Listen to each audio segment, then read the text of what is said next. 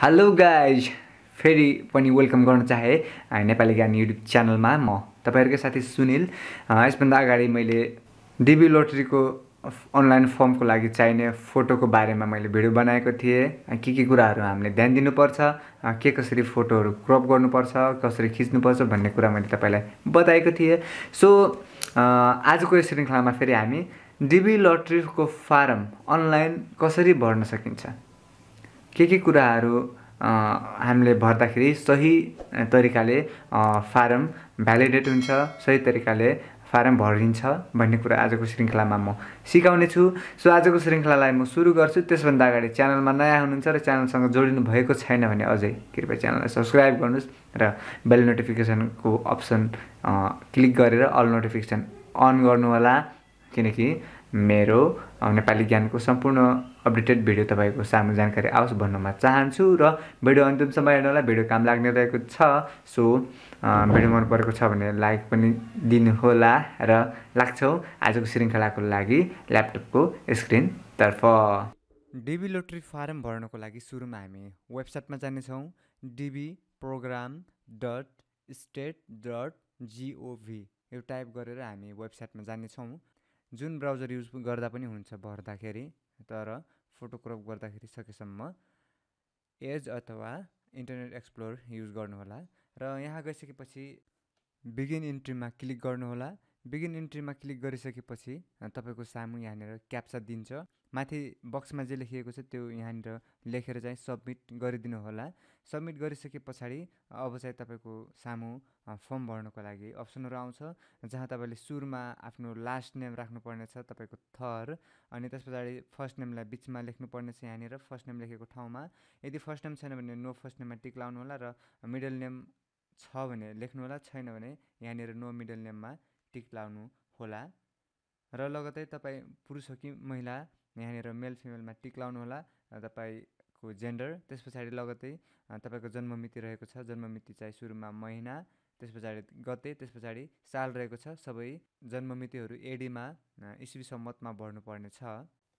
र चौथो नम्बरमा रहेको छ तपाईँ कहाँ जन्मिनु भयो भनेर यहाँनिर सोधेको छ। सो तपाईँ जन्मेको गाउँको नाम, सहरको नाम के छ त्यही यहाँनिर लेख्नु होला। जस्तै म चाहिँ आफ्नो गाउँको नाम लेख्छु, र तपाईँ जन्मेको गाउँको नाम थाहा छैन भने यहाँनिर बर्थ सिटी अननोन भन्ने छ, यसमा टिक लगाउनु होला। र पाँचौँ नम्बरमा तपाईँ कुन देशमा जन्मिनु भयो त्यो देशको नाम यहाँनिर लेख्नुपर्ने छ, छान्नुपर्ने छ। म चाहिँ नेपालमा जन्मिएको अभियसली, सो नेपाल छान्छु। र यसै गरी छैठौँ नम्बरमा चाहिँ country of eligibility for the DB programme भनेको छ। सो तपाईँको देश चाहिँ एलिजिबिलिटी छ कि छैन भनेर यहाँनिर सोधेको छ। सो हाम्रो देश अलरेडी एलिजिबल छ, योग्य छ। सो हामीले चाहिँ यहाँ केही गर्नु पर्दैन। र छैठौँ नम्बरलाई हामी जस्ताको तस्तै छोडिदिन्छौँ। र सातौँ नम्बरमा जान्छौँ पासपोर्टको डिटेलमा, जहाँ सुरुमा रहेको छ लास्ट नेम अथवा फ्यामिली नेम भनेको छ। सो आफ्नो थर लेख्नुहोस्, र फर्स्ट नेम मिडल नेमको सेम केस हो, माथि जस्तो लेख्यो त्यस्तै गर्ने हो। लगतै पासपोर्ट नम्बर लेख्नुपर्ने हुन्छ, र पासपोर्टको चाहिँ एक्सपायरी डेट कहिले हो त्यो पनि यहाँनिर इन्ट्री गर्नुपर्छ। तपाईँको पासपोर्टमा हेर्नु होला। र त्यसपछि लगतै तपाईँको पासपोर्ट कुन देशबाट इस्यु भएको हो त्यो देश यहाँनिर छान्नुपर्ने छ। अभियसली हाम्रो नेपाल हो, सो नेपाल छान्छौँ। र बीमा चाहिँ पासपोर्ट एक्सेम्सन भनेको छ। पासपोर्ट एक्सेम्सन भनेपछि यहाँनिर तपाईँलाई पासपोर्ट आवश्यक नपर्नुको कारणहरू के हो, यहाँनिर तपाईँले 3-4वटा रिजन देख्न सक्नुहुन्छ। यो मध्ये तपाईँको कुनै छ भने तपाईँले टिक लगाउन सक्नुहुन्छ, पासपोर्ट बिना नै अप्लाई गर्न सक्नुहुन्छ तपाईँले। यहाँनिर मेरो त्यस्तो कुनै पासपोर्ट आवश्यक पर्ने कुनै रिजन छैन, सो मैले चाहिँ अब पासपोर्टको डिटेल दिएँ। अब चाहिँ मैले आफ्नो फोटो चाहिँ यहाँनिर अपलोड गर्छु। त्यसको लागि यहाँनिर चुज न्यू फोटोमा क्लिक गर्नुपर्ने हुन्छ। क्लिक गरिसके पछाडि यहाँनिर फोटो छानेर ओपन गर्छु, त्यस पछाडि फोटो अपलोड हुन्छ। र अब चाहिँ हामी आयौँ मेलिङ एड्रेसमा। यहाँनिर मेलिङ एड्रेसमा चाहिँ पत्रचार गर्ने ठेगानामा चाहिँ तपाईँले अब आफ्नो ठेगाना राख्नुपर्ने हुन्छ आफ्नो डकुमेन्ट अनुसारको। इन केयर अफ अप्सनल रहेको छ, नभर्दा पनि हुन्छ। बीमा चाहिँ एड्रेस लाइन 1 भनेको छ, यसमा चाहिँ तपाईँको नगरपालिका, तपाईँको गाविस को नाम सुरुमा लेख्नुपर्ने छ। त्यस पछाडि तपाईँले आफ्नो वडा नम्बर लेख्नुपर्ने छ, त्यस पछाडि जिल्ला लेख्नुपर्ने छ। धेरै लेख्नु पर्दैन, यसमा धेरै लेख्नु पनि पाउँदैन। र यति लेखिसके पछाडि सीमा एड्रेस लाइन 2 रहेको छ। यसमा तपाईँको अहिलेको हालको अस्थायी ठेगाना लेख्न सक्नुहुन्छ। अप्सनल रहेको छ, यो पनि नलेख्दा केही फरक पर्दैन। र डीमा चाहिँ सिटी टाउन रहेको छ। सिटी टाउनमा चाहिँ तपाईँको डकुमेन्टको जुन वार्ड नम्बर रहेको छ खास त्यसलाई नै टार्गेट गरेर लेख्नुहोस्। यहाँनिर तपाईँको जस्तै मेरो 8 नम्बर वडा हो भने मेरो वडाको नाम के हो, मेरो गाउँको नाम के हो, मैले त्यो यहाँनिर लेख्नुपर्ने छ। र ईमा चाहिँ डिस्ट्रिक्ट अथवा कन्ट्री अथवा प्रोभिन्स अथवा स्टेट भनेको छ, सो यहाँनिर आफ्नो जिल्ला लेखौँ। र यसै गरी एफमा चाहिँ पोस्टल कोड लेख्नुपर्ने रहेको छ। तपाईँको गाउँको हुलाकको पोस्टल कोड लेख्नुपर्ने छ। यदि आफ्नो ठाउँको पोस्टल कोड थाहा छैन भने, आफ्नो नजिकको पोस्टल कोडको नम्बर थाहा छैन भने तपाईँले माथि आई बटनमा लिङ्क छ, त्यहाँबाट गएर हेर्न सक्नुहुन्छ। र पोस्टल कोड छैन भने यहाँनिर नो पोस्टल कोड जिप कोडमा टिक लगाउनु पर्ने छ। र लगतै 9 नम्बरमा रहेको छ कन्ट्री, तपाईँको देश यहाँनिर छान्नुपर्ने छ। अभियसली मैले नेपाल छाने। र 10औं नम्बरमा चाहिँ country where you live today रहेको छ, आजकल कहाँ बस्नुभएको छ भनेर सोधेको छ। सो आजकल आजभोलि अस्थायी रूपमा जहाँ बस्नुभएको छ त्यो देशको नाम लेख्नुपर्ने छ। र फोन नम्बर अप्सनल रहेको छ, तपाईँले दिनु पनि सक्नुहुन्छ, नदिनु पनि सक्नुहुन्छ, तर मैले यहाँनिर दिएँ। र 12 नम्बरमा इमेल एड्रेस रहेको छ। इमेल एड्रेस तपाईँलाई सम्पर्क गर्न सकिने इमेल एड्रेस राख्नुपर्ने छ। मैले चाहिँ यहाँनिर आफ्नो इमेल एड्रेस राखेँ, दुईचोटि राख्नुपर्ने छ ए र बीमा। र यसै गरी 13औं नम्बरमा रहेको छ what is the highest level of education you have achieved as today भनेको छ। सो अहिलेसम्मको तपाईँको लेटेस्ट डिग्री के रहेको छ त्यो यहाँनिर छान्नुपर्ने छ।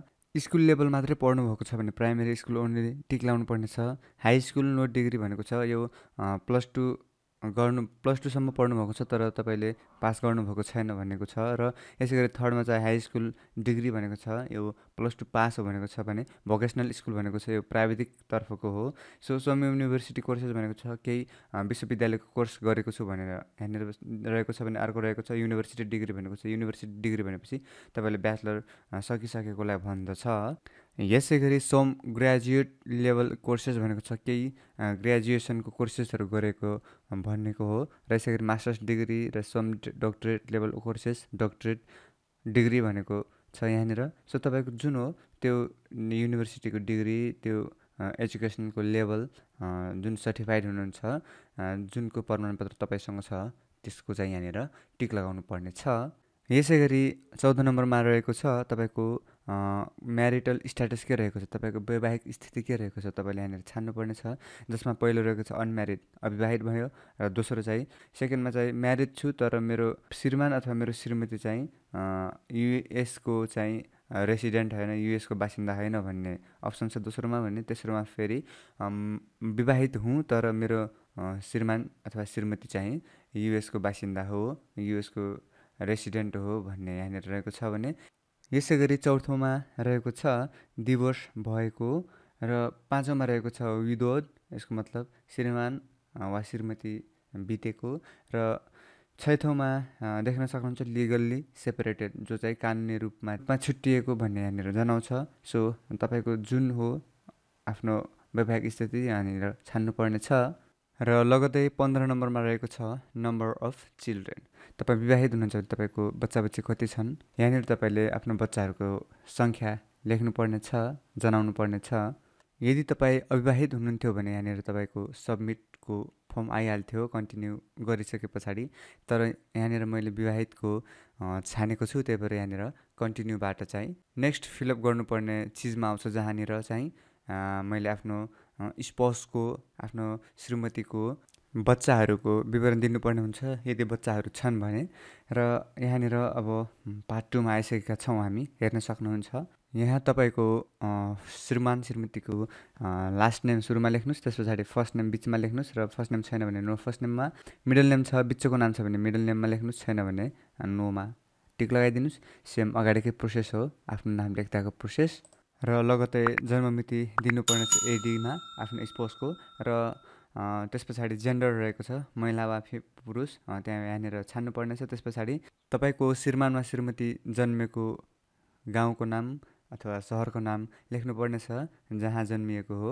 र त्यस पछाडि रहेको छ कुन चाहिने देशबाट बिलोङ गर्नुहुन्छ तपाईँको श्रीमान वा श्रीमती, त्यो यहाँनिर देशको नाम छान्नुपर्ने छ। त्यस पछाडि तपाईँको स्पाउसको फोटो अपलोड गर्नुपर्ने छ यहाँनिर चुज न्यू फोटोबाट। त्यस पछाडि अपलोड गरिसके पछाडि कन्टिन्यू गर्नुपर्ने छ। र फोटो क्रप गर्ने, फोटो एडिट गर्ने बारे जानकारी हासिल गर्न चाहनुहुन्छ भने यसभन्दा अगाडिको भिडियो देख्न सक्नुहुन्छ, हेर्न सक्नुहुन्छ। मैले माथि आई बटनमा पनि लिङ्क दिनेछु, त्यहाँबाट गएर हेर्न सक्नुहुन्छ। र कन्टिन्यू गरिसके पछाडि यहाँनिर तपाईँले भरेको सम्पूर्ण विवरणहरू कन्फर्मेसनको लागि तपाईँको सामु आउँछ र तपाईँले सबै पढ्नुपर्ने छ। तपाईँले भरेको कुराहरू ठिक छ कि छैन भनेर कन्फर्मेसन गरेर मात्रै तपाईँले यहाँनिर कन्फर्म गर्नुपर्ने छ, सबमिट गर्नुपर्ने छ। अथवा तपाईँले एडिट गर्नु छ भने go back part 1, go back to part 2 यहाँबाट तपाईँले छान्नुपर्ने छ। पार्ट 1 भनेपछि तपाईँको विवरण र पार्ट 2 भनेपछि तपाईँको स्पाउसको विवरण, तपाईँको चिल्ड्रेन्सहरूको विवरण हुनुपर्छ यहाँनिर। र क्यान्सल गर्न चाहनुहुन्छ भने यहाँनिर क्यान्सल एन्ट्रीमा क्लिक गर्नुपर्ने छ। र यहाँनिर मेरो सबै ठिक छ, सो मैले सबमिट गरेँ। सो स्क्रिनमा हेर्न सक्नुहुन्छ एन्ट्री रेसिप्ट भनेर यहाँनिर नोटिस आएको छ। र यहाँनिर प्रिन्ट गर्नको लागि प्रिन्ट अप्सनमा चुज गर्नुहोस् र प्रिन्ट गरेर आफ्नो कन्फर्मेसन नम्बर सेभ गर्नुहोस्। सो यति नै हो डिबीको फारम भर्ने एकदम सजिलो र बेस्ट तरिका। डिबी 2022 को लागि सबैलाई बेस्ट अफ लक भन्न म चाहन्छु। अलराइट गाइज, कस्तो लाग्यो आजको यो श्रृङ्खला? मलाई आशा छ तपाईँले एकदम प्रपर रूपमा एकदम सही तरिकाले आफ्नो इडिबीको लोटरी अनलाइनमा एकदम मजाले भर्नुभयो, सही तरिकाले भर्नुभयो भन्ने मलाई लागेको छ। सो यति मात्रै कुरा आजको यो श्रृङ्खलामा तपाईँहरू समक्ष म राख्दै आजको श्रृङ्खलाबाट म बिदा माग्न चाहन्छु। भेटौँला यस्तै नेपाली ज्ञानको नयाँ अपडेटेड श्रृङ्खलामा। नमस्कार।